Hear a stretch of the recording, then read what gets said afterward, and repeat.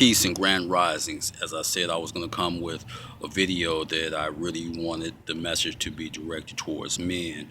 So let's jump right into it. Men, I implore you that any woman that you deal with, if she is privy to the occult, be very, very weary of dealing with her.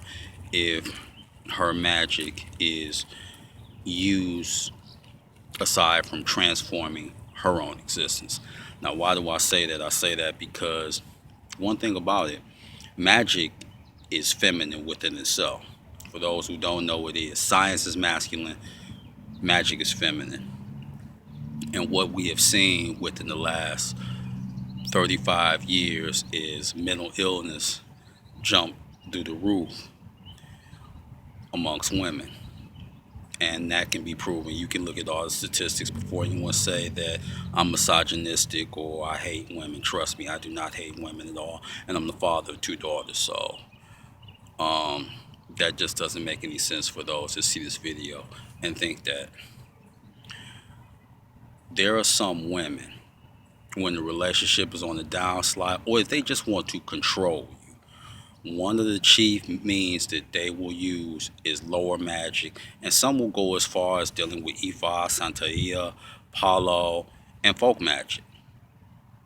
And trust me, as someone who is the administrator in an occult group, and a moderator, and a member of several other ones, what's the one thing I see more than anything else? Women wanting to manipulate, control a man, get a man back. I've seen it so many times. So take it from somebody who's an expert. I've seen this a plethora of times. And I'm going to give you a couple of references as well as a tip that you can use. But there was this one woman, and she's a psychic vampire, but you wouldn't know. It looks very unassuming, seems like she lacks confidence. Well, what she did one day is that she had posted a dozen books in her library. None of them were lightweight. They were books by S. Connolly, like Demonolatry, Goetia. She had books by E.A. Coetting. I mean, she had like heavyweight material. Knows all about demons, knows about what things to implore, and she just is good at playing the manipulation role. So any woman that's dealing with the occult, men, be very, very careful. Now here's the references. On the ID channel, there was this guy, he was a player basically, and he was dealing with a Spanish sister. Well, she goes to the house and she sees him coming out with another girl, confronts him, basically says she's gonna destroy his life. So he probably taking it like, okay, I got who I'm with, woman scorn. One problem. This woman was dealing with Paulo. So she creates a popper doll, or what you would say a voodoo doll. She was dealing with Paulo. So she curses it and binds a malevolent spirit to it. Puts the doll, buries it in the family jar in the flower pot. Dude was dead 2 weeks later.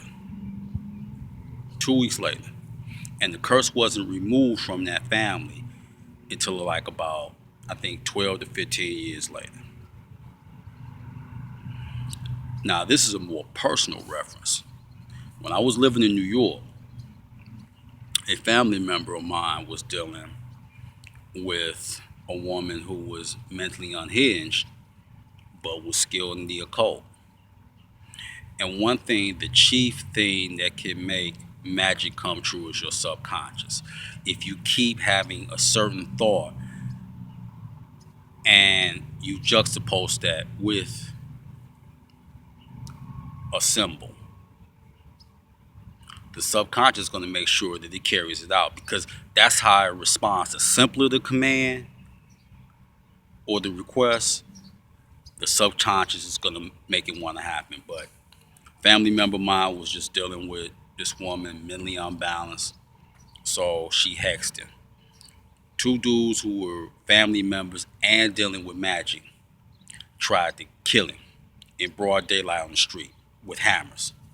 He fought his way up out the situation, and I was asked him like, why was he so attached to this girl? Like everything they had went through, and his spirit had told me she had put like a binding spell. He tried to do something with a black candle, really didn't know what he was doing properly, didn't understand correspondences or any of that. And she said, well, you wanted to come a little bit more correct than that. A black candle, that's all you got for me? He was like, well, how did she know that I was using a black candle? And I told her, but he finally, with my help, got free of the situation. But I told him, she had a binding spell. So those are two references and two quick stories that I'm saying to me, and be very careful of what woman you're dealing with. Good book to get that can help you is not, it's a book called Psychic Self-Defense, but it's not by Dion Fortune. It's by a woman. It's more up to date.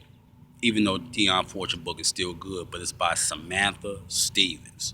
Psychic Self-Defense. That's a very good text. And quick tip, if you really want to keep your aura strong, because this is how any lower level entity can break through your aura. Your aura is the first line of defense. So a quick way to keep your aura tight, do not subject yourself to constant negativity and criticism.